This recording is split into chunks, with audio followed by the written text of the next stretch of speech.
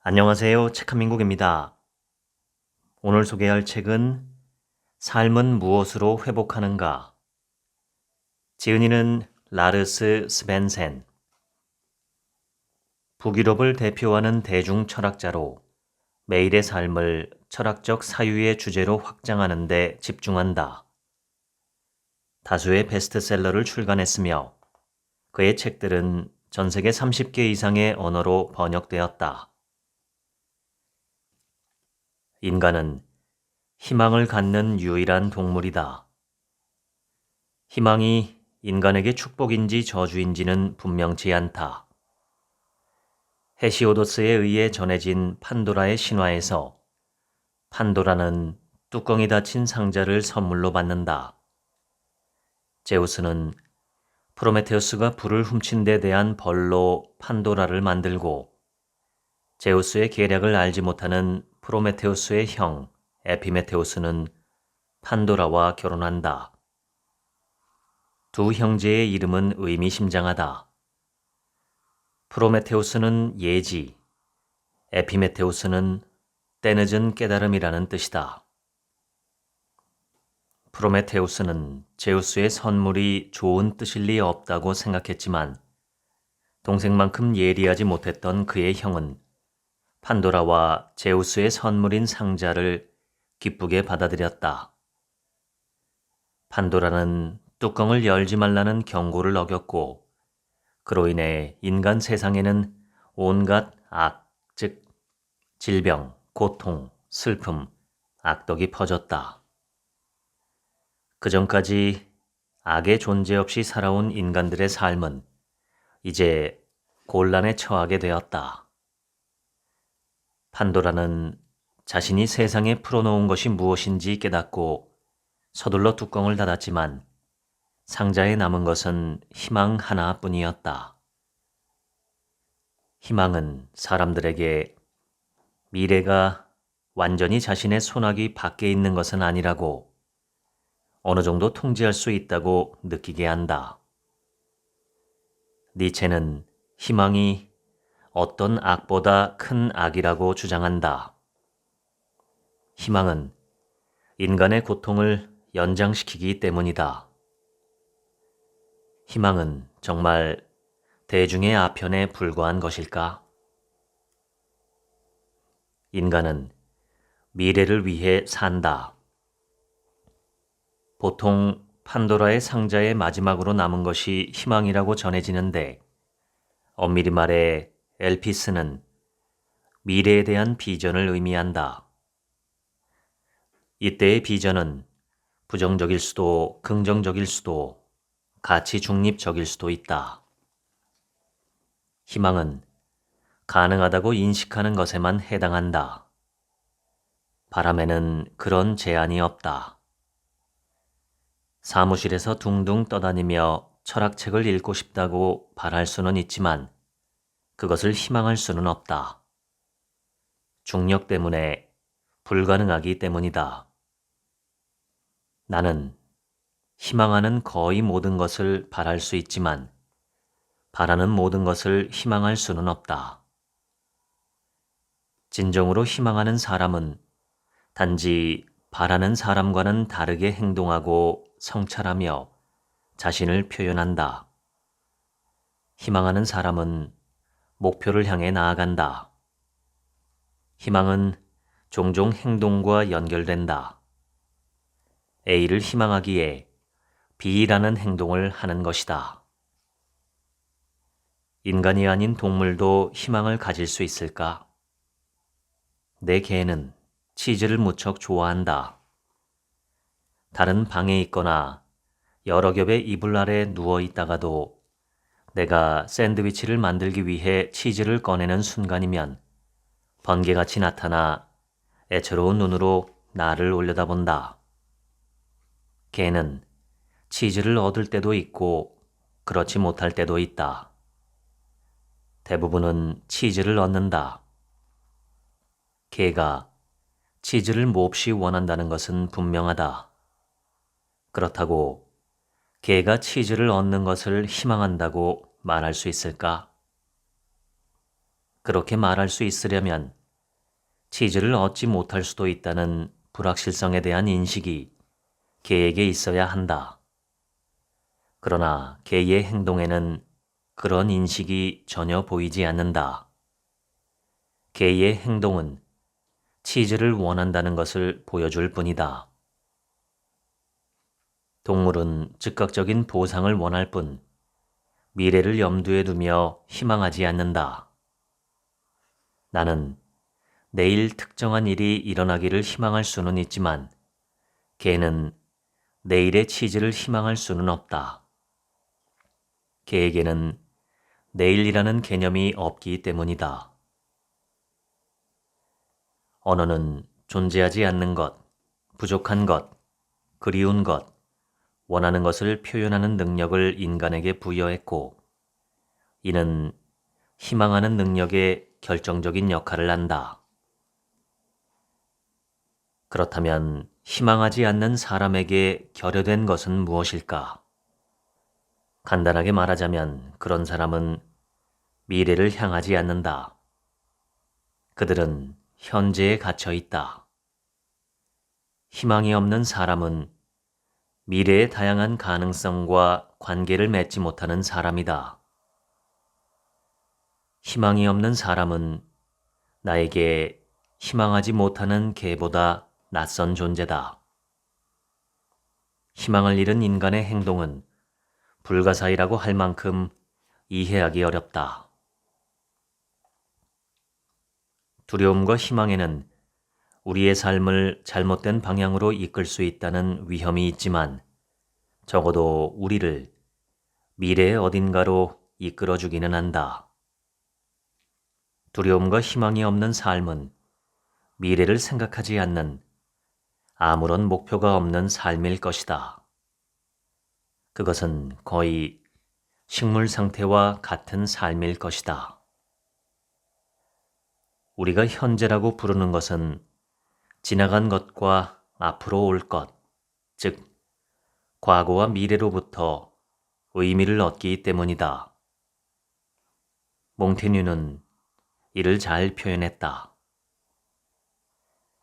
희망과 욕망이 없다면 우리의 삶은 작은 핀만큼의 가치도 없이 나아갈 뿐이다.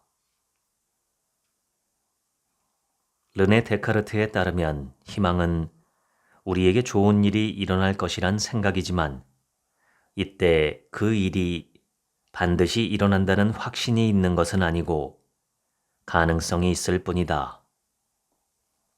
결과의 불확실성 때문에 희망은 항상 두려움을 수반한다. 영국의 철학자 토마스 홉스는 이렇게 말한다. 욕구는 성취에 대한 생각이 동반될 때 희망이라 불린다. 로크의 철학적 후계자인 데이비드 휴메에 따르면 희망은 감정, 더 정확하게는 고통과 쾌락의 혼합물이다. 그는 이렇게 말한다. 같은 사건이라도 확실할 때는 슬픔이나 기쁨을 느끼고 가능하지만 불확실할 때 두려움이나 희망을 느낀다.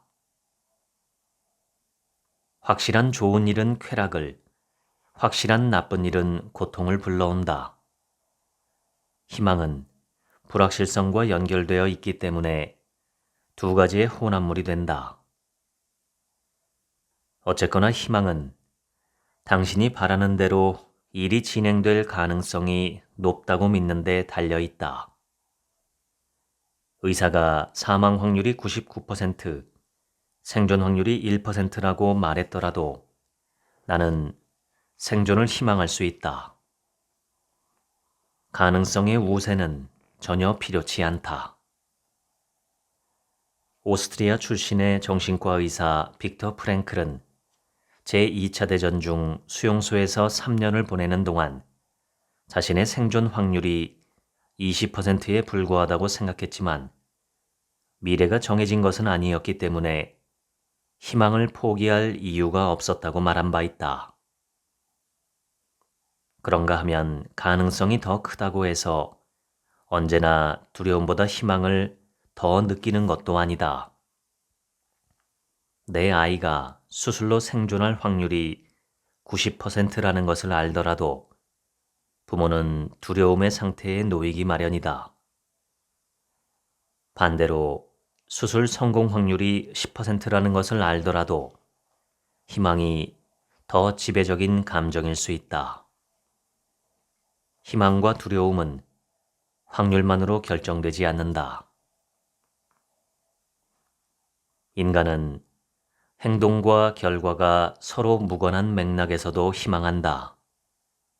즉, 일이 어떻게 돌아갈지를 지켜볼 뿐 할 수 있는 것이 없는 상황에서도 우리는 희망을 품는다. 희망은 자칫 비이성적으로 보일 수 있다. 불확실성을 알면서도 신뢰를 갖기 때문이다. 니체는 판도라의 신화를 언급하며 희망은 인간의 고통을 연장시키기 때문에 무엇보다 큰 악이라고 주장하는 극히 회의적인 태도를 보인다. 이런 관점에서 보자면 희망은 사람을 수동적으로 만든다. 마르크스의 표현을 빌리자면 희망이야말로 진정한 인민의 아편이다. 스토아 철학의 모범으로 손꼽히는 에픽테토스는 아무것도 희망하지 않았기 때문에 오히려 자족할 수 있었다. 에픽테토스는 일이 자신이 원하는 대로 일어나도록 하지 말고 있는 그대로 받아들여야 한다고 조언했다. 희망은 전망이 정말 나쁠 때 위안을 줄 수도 있다. 암 진단을 받은 우리 아버지를 지탱해 준 것은 희망이었다. 식도암은 생존 확률이 극히 낮고 경과도 좋게 표현하기 어려운 정도라고 의사는 말했다. 헛된 희망을 주지 않으려 그렇게 말했겠지만 희망의 여지를 전혀 남기지 않는 우를 범했다. 다행히 아버지는 다른 의사를 만나게 되었다. 새로운 의사는 상황을 미화하지 않으면서도 존재하는 가능성을 잊지 않고 말해주었다. 그는 아버지에게 과제를 제시했다. 광범위한 수술을 견디고 수술 후 다시 건강을 회복할 수 있도록 가능한 한 최상의 몸 상태를 유지하는 과제였다. 병은 복잡하게 진행되었고 1년 반 후 아버지는 돌아가셨다. 식도암으로 돌아가신 것은 아니었고 다른 장기에 암이 전이되었기 때문이다.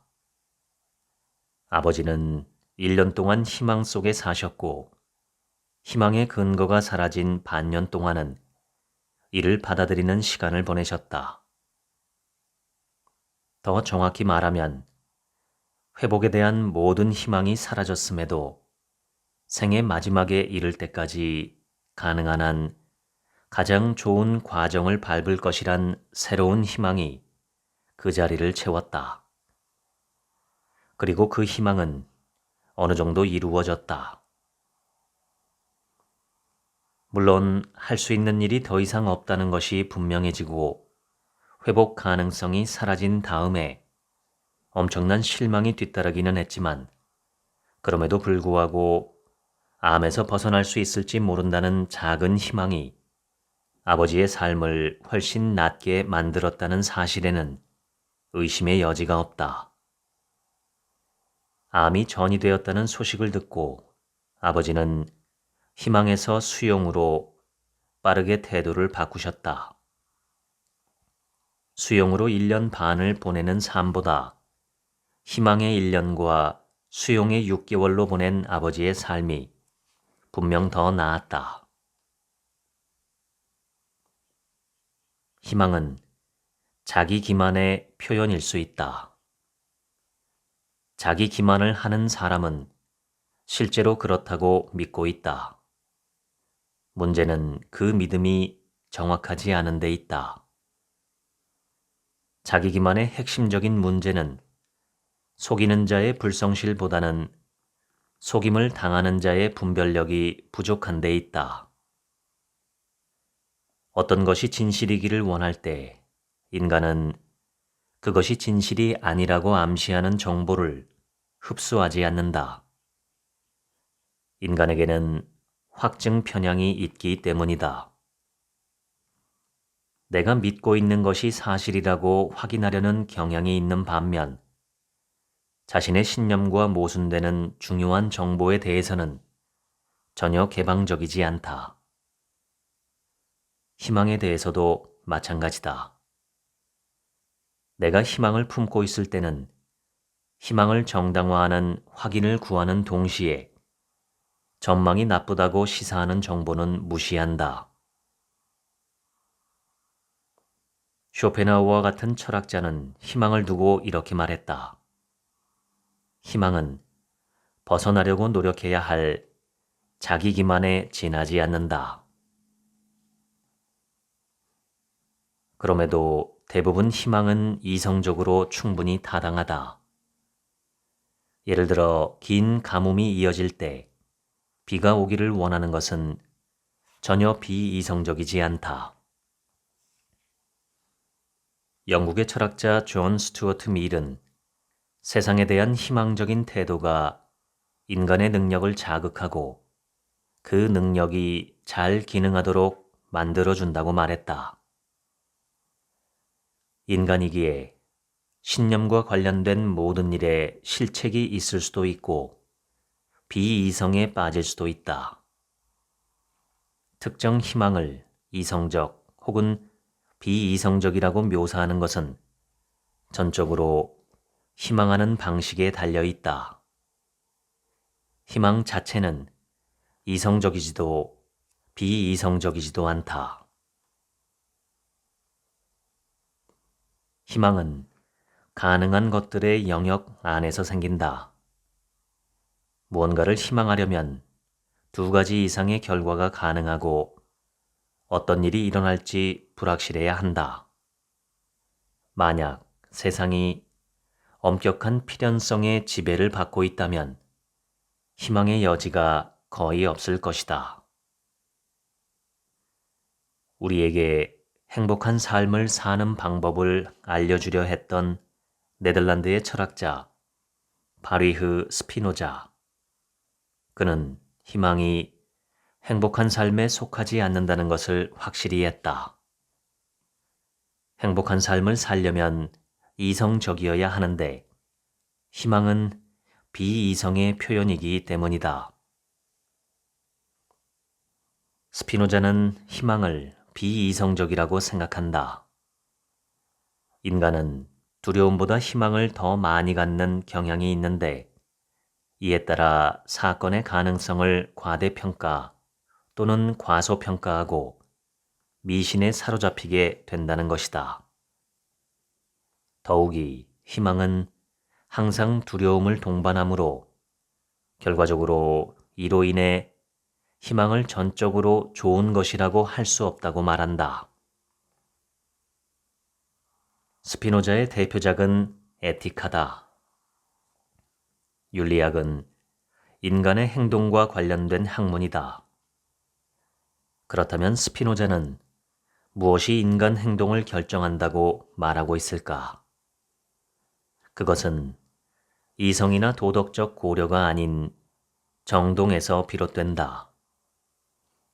정동은 간단히 말해 인간의 능력을 증가시키거나 감소시키는 어떤 변화의 상태인데 인간은 욕망, 기쁨, 슬픔이라는 세 가지 기본 정동을 가지고 있으며 그 밖에 다른 정동은 모두 이 세 가지에서 파생된다.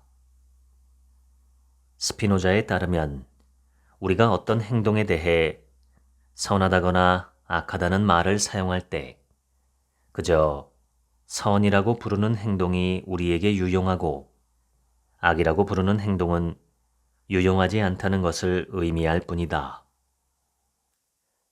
스피노자는 자유를 곧 자기 결정이라고 생각했다. 희망이 있어야만 자유의 가능성이 존재한다.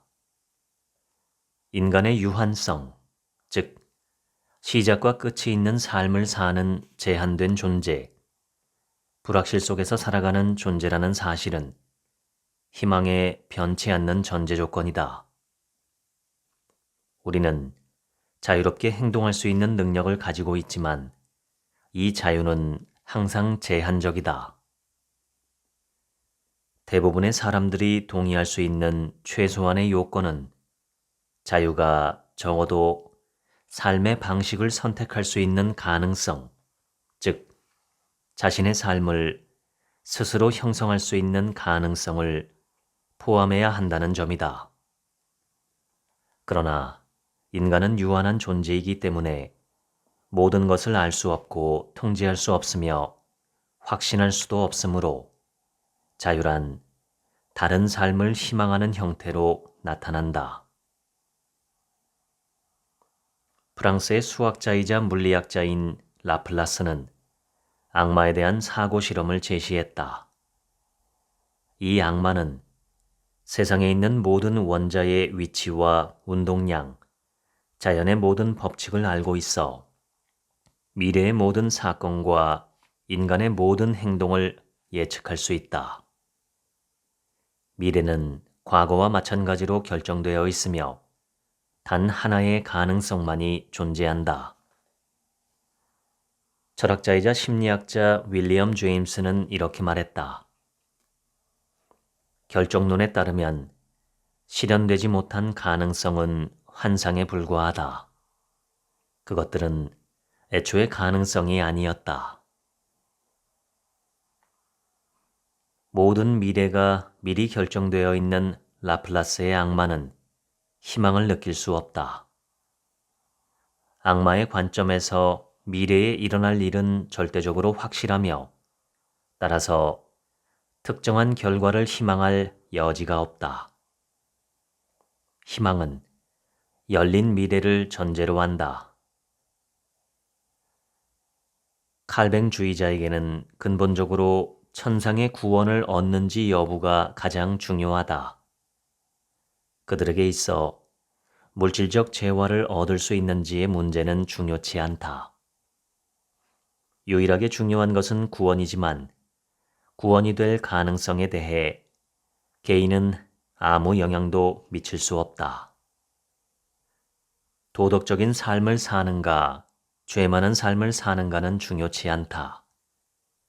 선택된 사람은 선택받고 선택되지 않은 사람은 선택받지 못한다. 운명은 전적으로 미리 결정되어 있다. 전지전능한 신은 자신의 이상을 가장 잘 구현한 사람들을 선택하리라고 생각한다.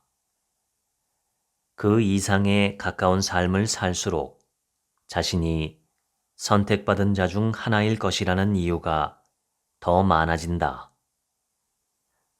만약 당신이 최선을 다해 도덕적인 삶을 살고 있다면 당신이 신의 선택을 받은 자들 중 한 명이라는 신호로 해석할 수 있는 것이다. 우리는 미래가 열려 있으며 한 가지 이상의 방식으로 전개될 수 있다고 주장하는 것이 완전히 합리적인 우주에 살고 있다. 우리는 실질적인 희망의 여지가 있는 우주에 살고 있다.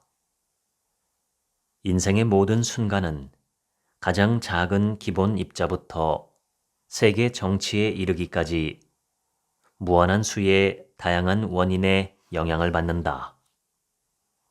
희망이 있을 때는 자신을 완전히 환경에 좌우되는 존재로 보지 않는다. 희망은 자유를 가져다 주지만 부분적인데 그친다.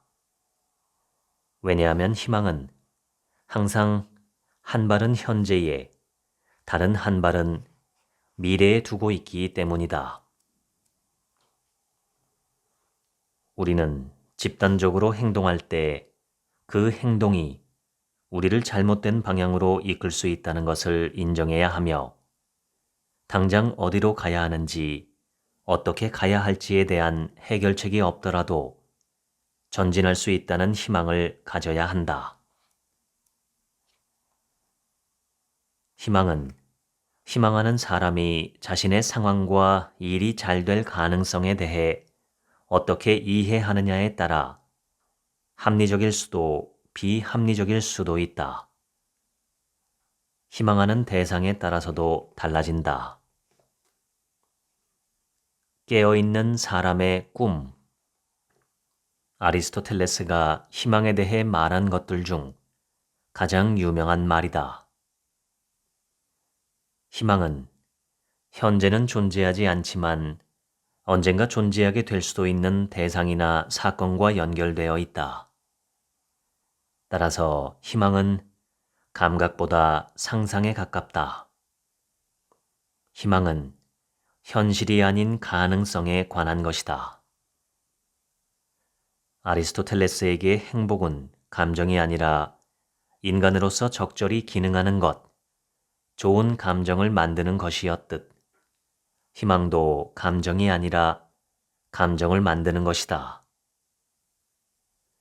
아리스토텔레스는 삶이 어떻게 펼쳐지는가가 전적으로 인간에게 달려있는 것이 아니며 삶에는 불가항력적인 행운과 불운이 존재한다는 사실도 잘 알고 있다. 아리스토텔레스는 용기 있는 사람과 희망을 가진 사람을 구분한다. 그가 말하는 용기 있는 사람은 경험을 바탕으로 합리적인 위험을 감수하는 사람이며 겁쟁이는 모든 위험을 피하는 사람이고 무모한 사람은 비합리적인 위험을 감수하는 사람이다. 다시 말해 용기 있는 자는 그들의 희망이 올바르다고 할 만한 경험과 통찰력이 있는 것이고 겁쟁이는 희망이 없는 것이며 무모한 자는 그릇된 희망을 갖는 것이다. 올바른 희망은 유연하다. 희망하는 것이 달성 불가능하다는 것을 깨달으면 희망의 대상을 가능한 것으로 변경해야 한다.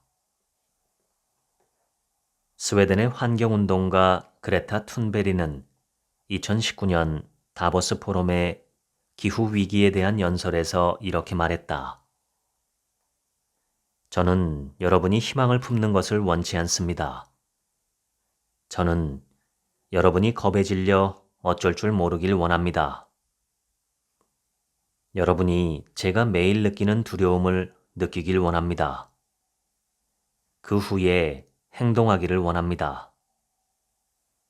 저는 여러분이 위기에 처했을 때 행동하듯이 행동하기를 원합니다. 집이 불타고 있을 때처럼 행동하기를 원합니다. 사실이 그렇기 때문입니다.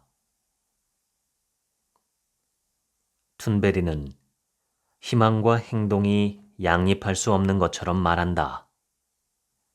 마치 희망 때문에 인간이 수동적으로 변한다는 듯이. 여러 차례 강조했지만 희망은 수동적이지 않고 행동으로 이어지는 것이 보통이다. 희망이 올바른 방향을 향하게끔 하는 가장 좋은 방법은 아주 단순하다. 그 희망을 실현하기 위해 최선을 다하는 것이다. 젊은 시절 나에게는 테니스 선수가 되겠다는 희망이 있었다. 하지만 수년에 걸친 수천 시간의 연습과 셀 수 없이 많은 대회 경험을 거치면서 나는 대회에서 한두 라운드를 통과할 수 있을 뿐 우승은 할 수 없는 평범한 선수라는 것을 알게 되었다. 나는 타고난 재능이 부족했고 그런 부족함을 훈련으로 메우는 데에는 한계가 있었다. 그렇게 17살에 테니스를 그만두었다. 내가 도달할 수 있는 최고의 수준까지 이르렀음에도 그것이 노르웨이에서 최고라 불리는 선수들의 수준보다 한참 낮다는 것을 깨달았기 때문이다. 좋은 테니스 선수가 되려는 희망을 접고 대신 나는 그 자리를 다른 희망들로 채웠다. 희망은 성찰을 동반하고 이 성찰이 희망을 변화시킨다. 올바른 희망은 유연해야 한다. 삶의 고통, 대체할 수 없는 것을 상실한 고통은 아무리 해도 좋게 생각할 수가 없을 것이다. 그러나 이런 고통이 없다면 가치 있는 삶을 살 수 없다. 가치 있는 삶이라는 말은 의미를 포함한다. 대부분의 사람들에게 삶의 고통은 피할 수 없는 것이다. 아우구스티누스는 어머니가 죽었을 때 눈물을 흘린 것에 대해 자책했다.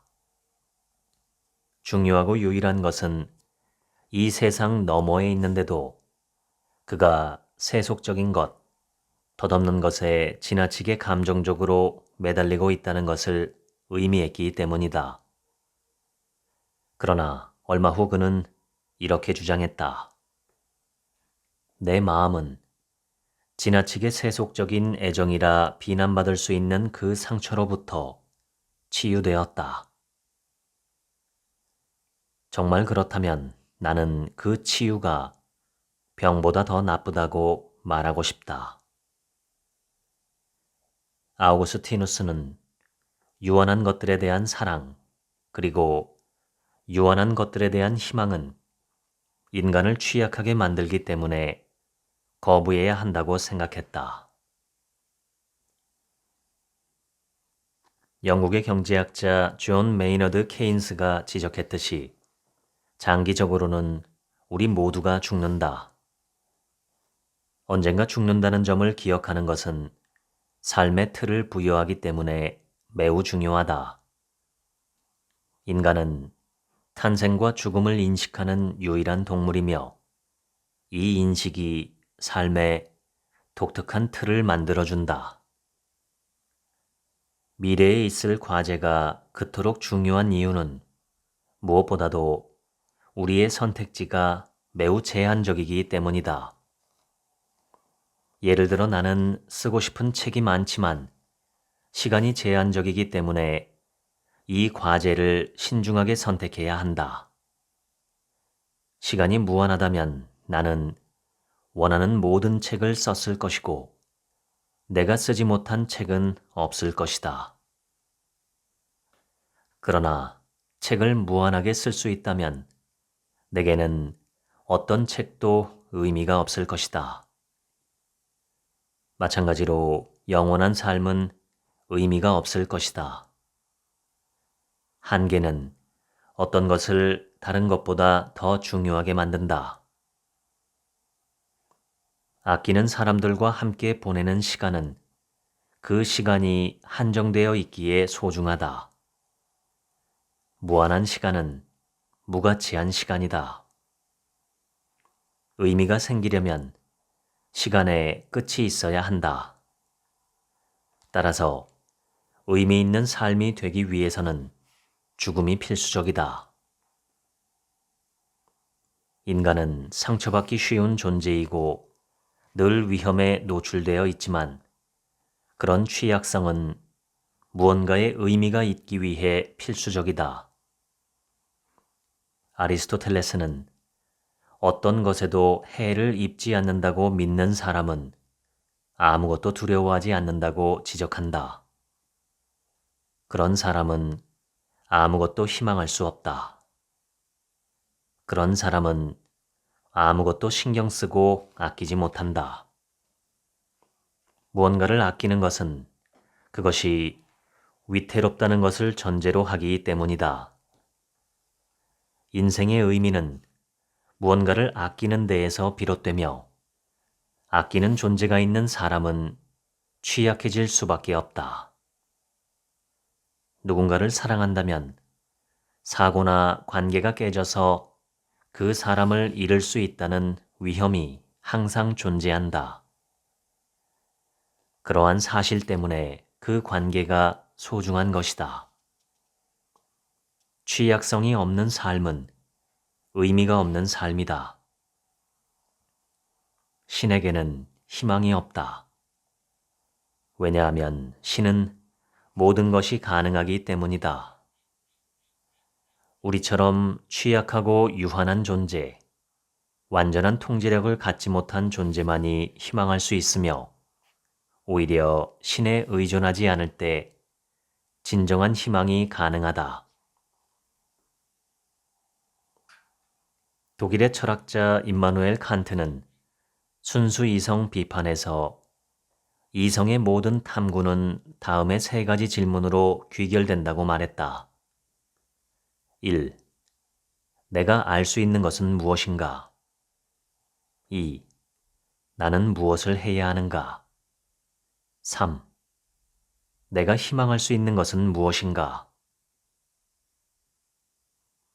우선 첫 번째 질문에 답을 하기 위해서는 인간의 인지 능력을 생각해야 하고 두 번째 질문에 답을 하려면, 즉 옳은 행동을 하려면 이성을 기반으로 하는 도덕적 기준을 생각해야 한다.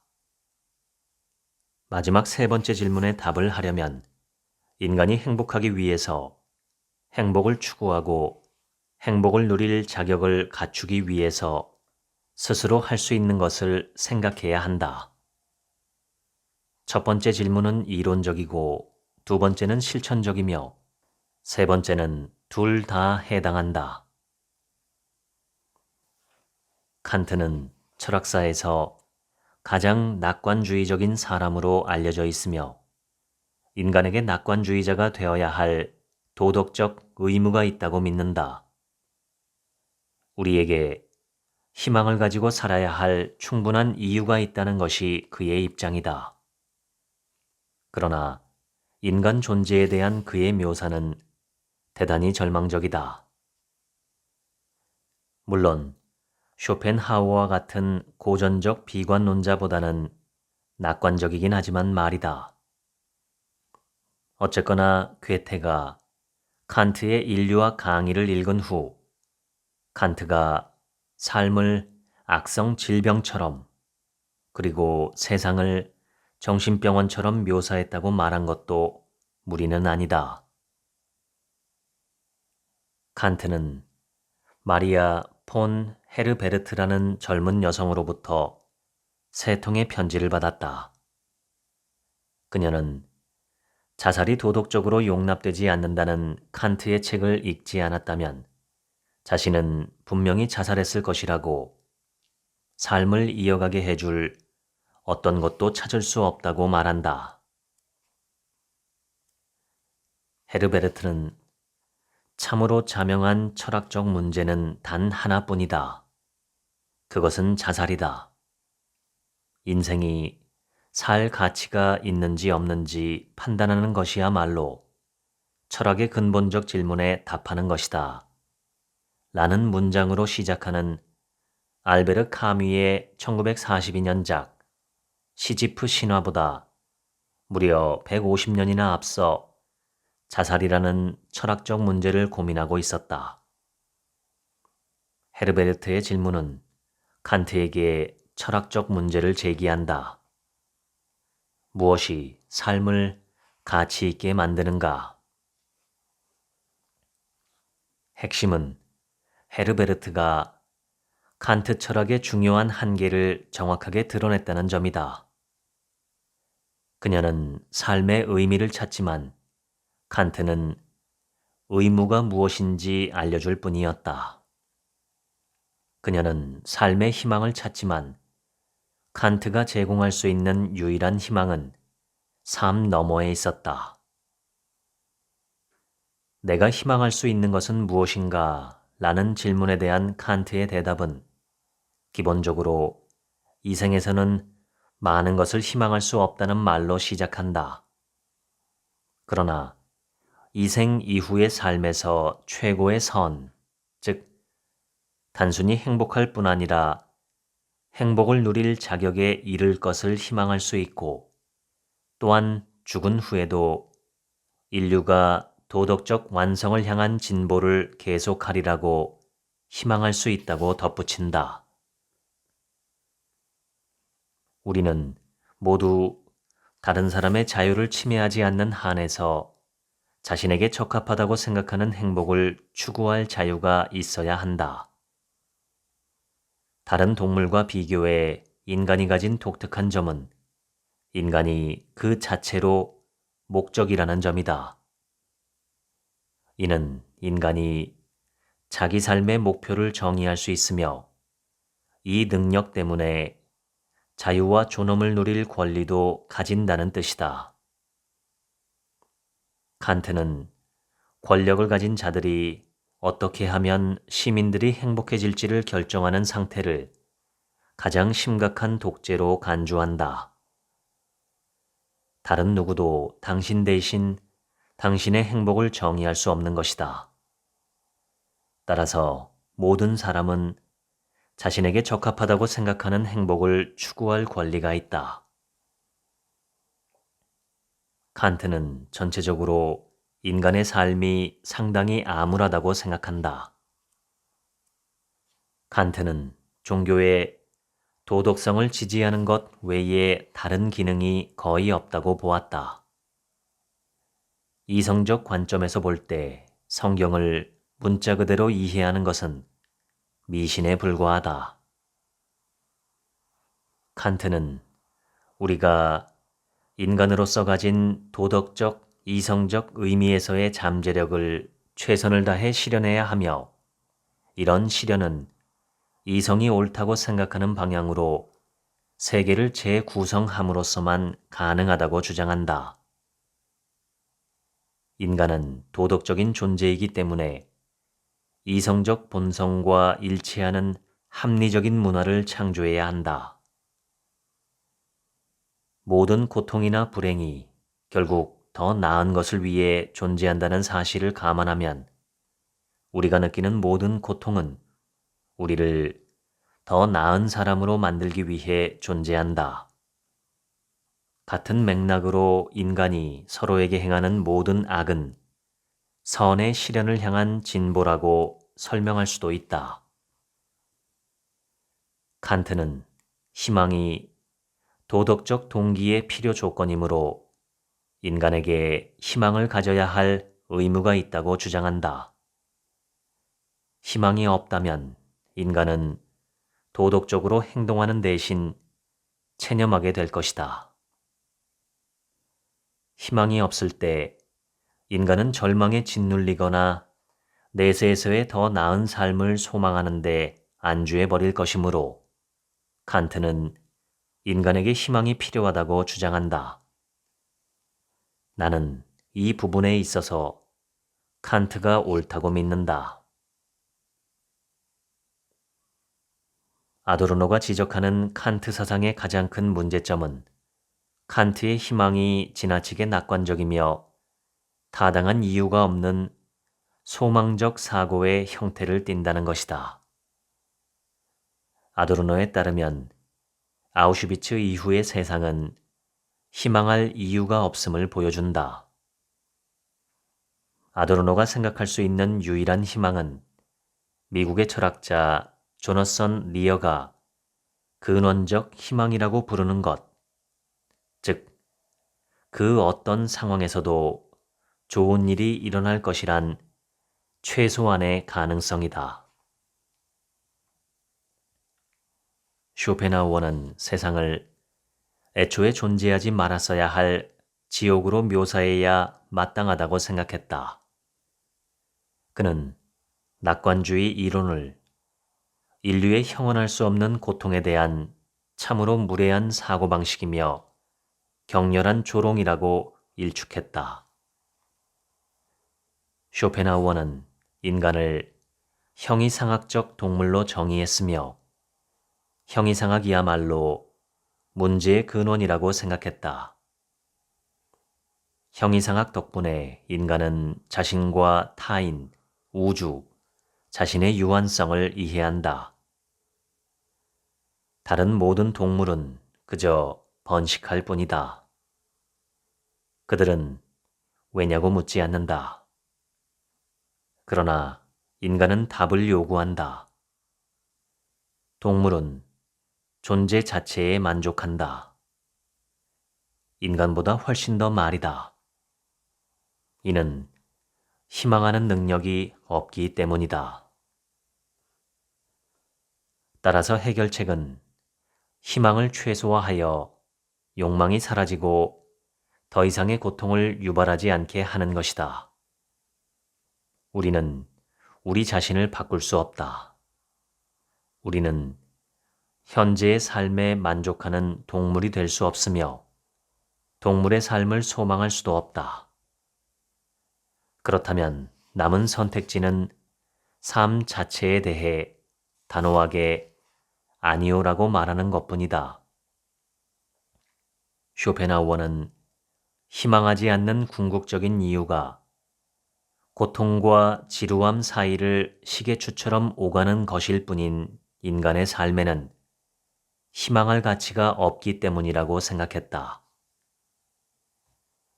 인류의 가장 근본적인 관심사는 삶의 본질인 고통을 피하는 것이지만 고통을 막으면 삶은 지루해진다.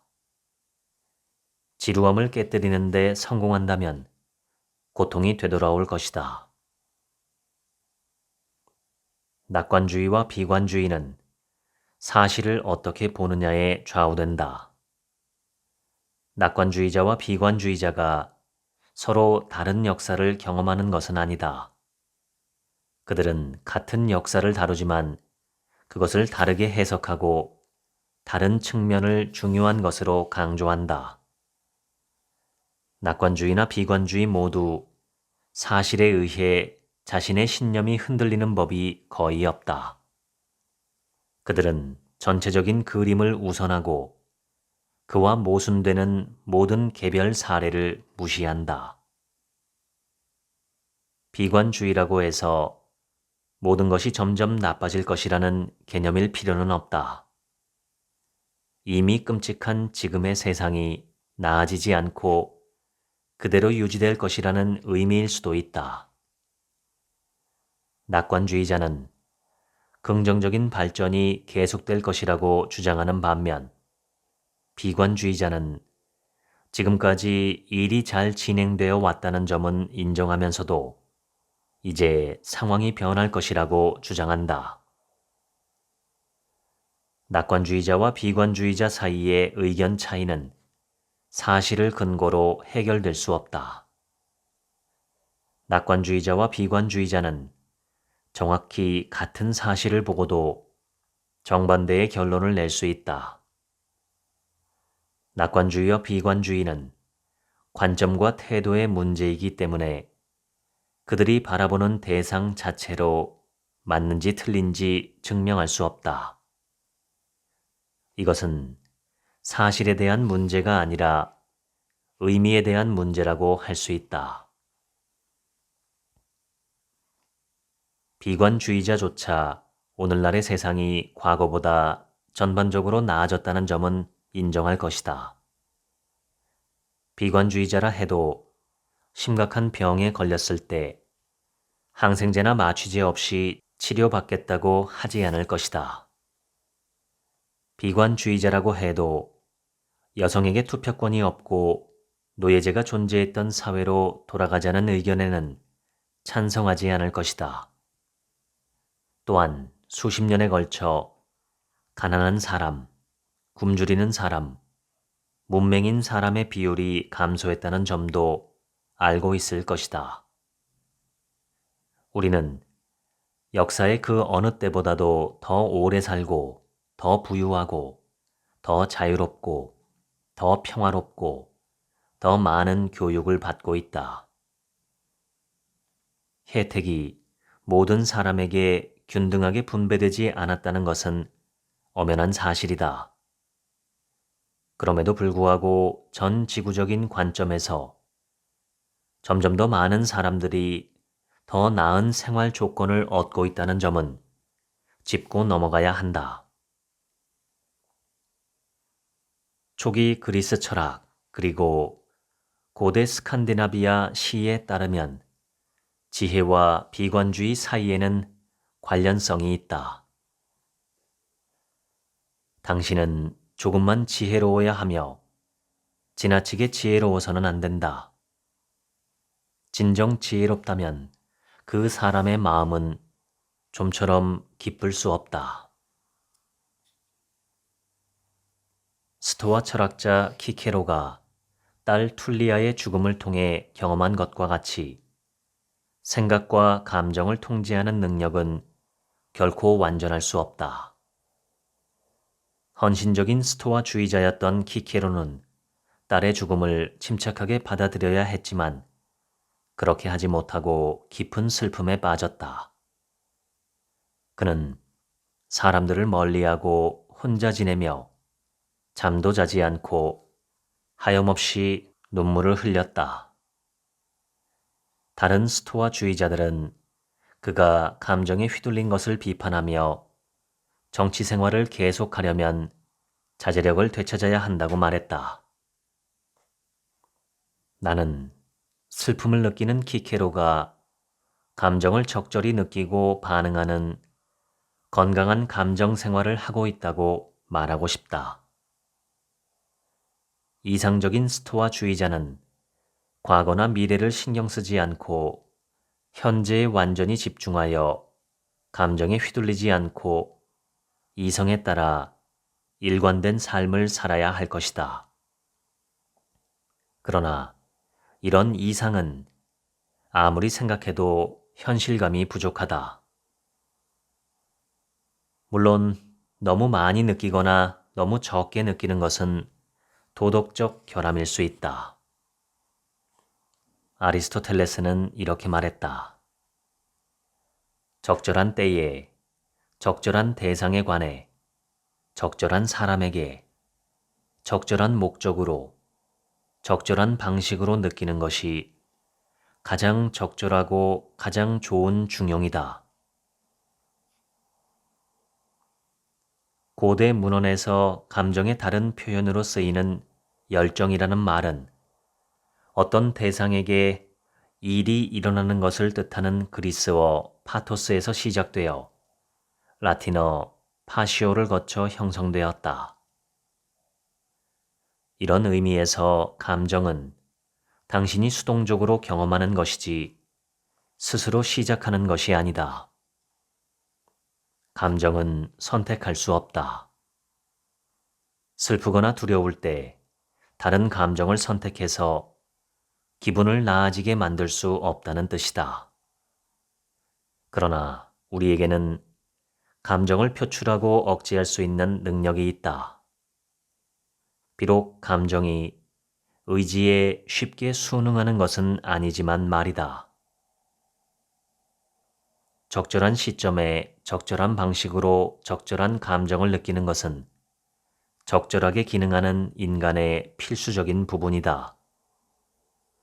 특정 상황에서 특정 감정을 느끼지 못하는 것은 도덕적 주체로서 미숙하다는 의미다. 예를 들어 심각한 불의를 보고도 분노가 느껴지지 않거나 누군가가 당신에게 은혜를 베풀었을 때 전혀 감사함이 느껴지지 않는다면 감정적으로 적절히 조율되지 못한 상태인 것이다.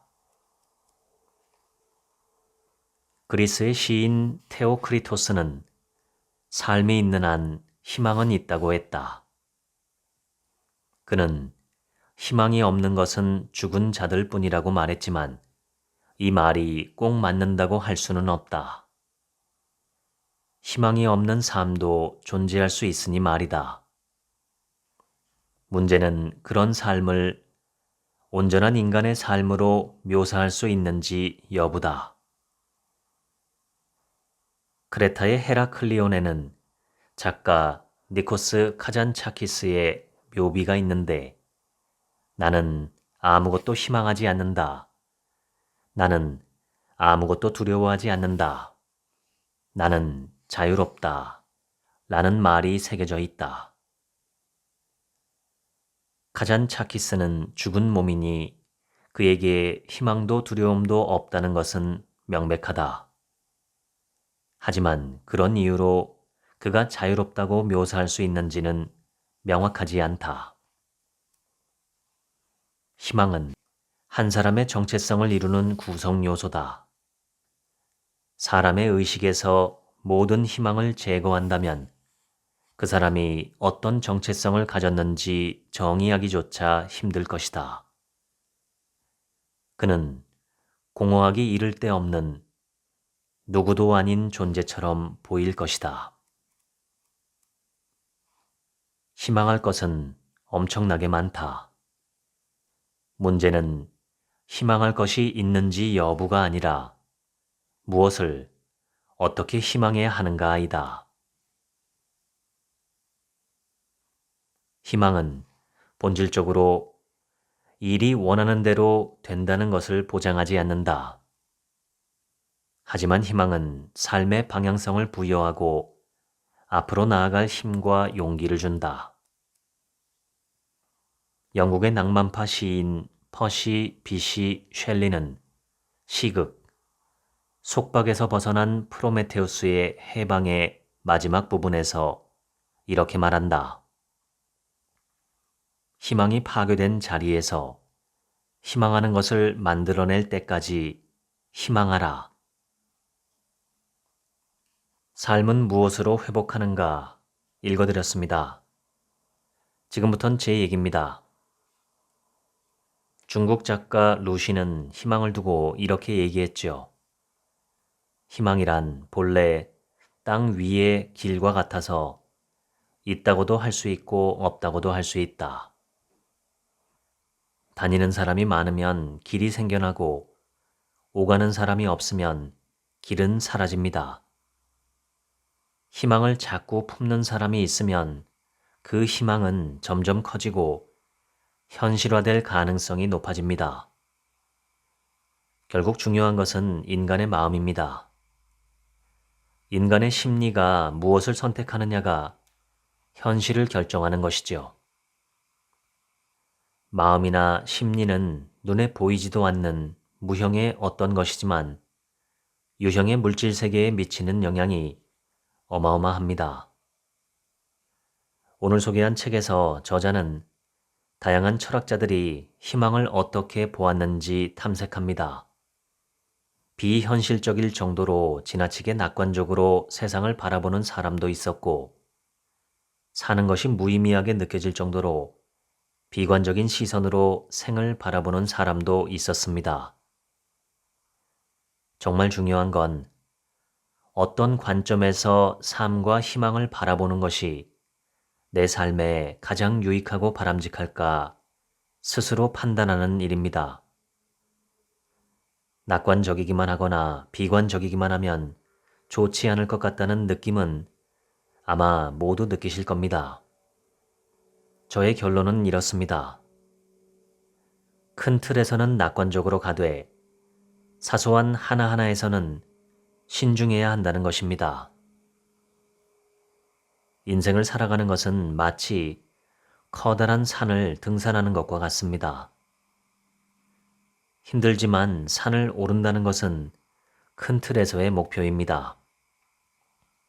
등산을 하기로 마음먹고 산에 도착했다면 부상이나 날씨의 급변과 같은 돌발 상황이 없는 한 힘들어도 참고 산을 오릅니다. 이것은 낙관주의적으로 인생을 바라보는 것과 마찬가지입니다. 인생에 어떤 의미가 있는지 알 수 없고 또 어떤 좋은 일이나 나쁜 일이 있을지 예측할 수 없지만 현재 나에게 내 삶이 주어져 있으니 묵묵히 참고 기꺼이 걸어가는 낙관주의적인 태도가 필요합니다. 이것이 삶의 베이스가 되어야겠죠. 그렇지만 올라가다가 잠깐 쉬었다 갈지 혹은 다른 길로 갈지 돌아서 갈지 결정하는 것은 얼마든지 신중하고 조심스럽게 결정할 수 있습니다. 저는 이것을 비관주의적인 낙관주의 혹은 낙관주의적인 비관주의라고 생각합니다. 낙관주의를 큰 바탕으로 두되 각각의 상황에서는 신중하고 조심스러운 태도를 견지하는 것입니다. 지금까지 책 한 민국의 하루치 생각이었습니다. 들어주셔서 감사합니다.